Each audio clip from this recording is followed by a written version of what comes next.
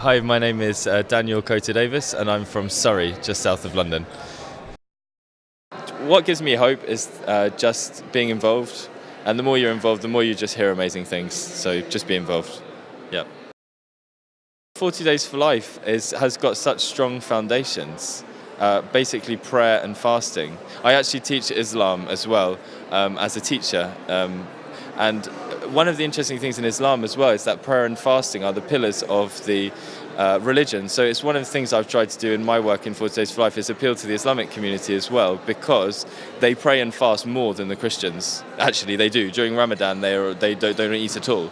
So if we could mobilize the Islamic community to get involved in this movement, I think we would see a lot of fruits and a lot more lives being saved from abortion. What's just happened recently in our country is that the British Medical Association has basically said that abortion should be decriminalised up until term, which is obviously what we've seen in other countries like Canada, which is where I'm from actually as well. And so that's quite dire actually, and that's the stark reality of the situation in this country. But as I would say again, and I would appeal to my favourite book, The Lord of the Rings. The hobbits were very small, but they still tried, and they were able to defeat evil. But they just had to go very gently along their way. So there's lots you can do on a very small and practical level in your local community. That's the best way to do it.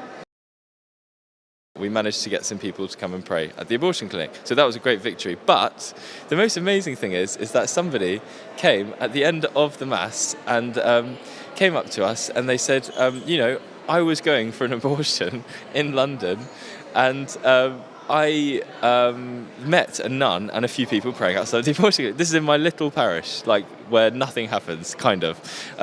And she said, and I didn't have an abortion. And then she said, here are my children.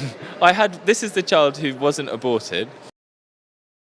And she said, lots of things happened to me before I was going to have the abortion. Like, for example, I was having a dream where my child was calling to me from the womb saying, I am alive. I am alive.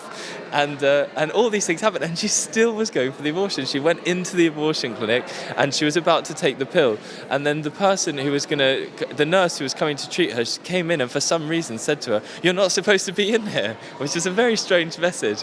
And it was just because these people were praying outside. She just decided that she was just going to get out of the abortion clinic. And the most amazing thing is this woman was used by God in the end to come and speak to a large crowd of people and to share her message. But all that started that was actually just two people going in their parish and just doing a table. Feels a bit awkward, but if you put a little table at the back of your parish and ask people in your community, would you come and play at the abortion clinic? I guarantee you miracles will happen, because miracles start with two people who pray for something to happen.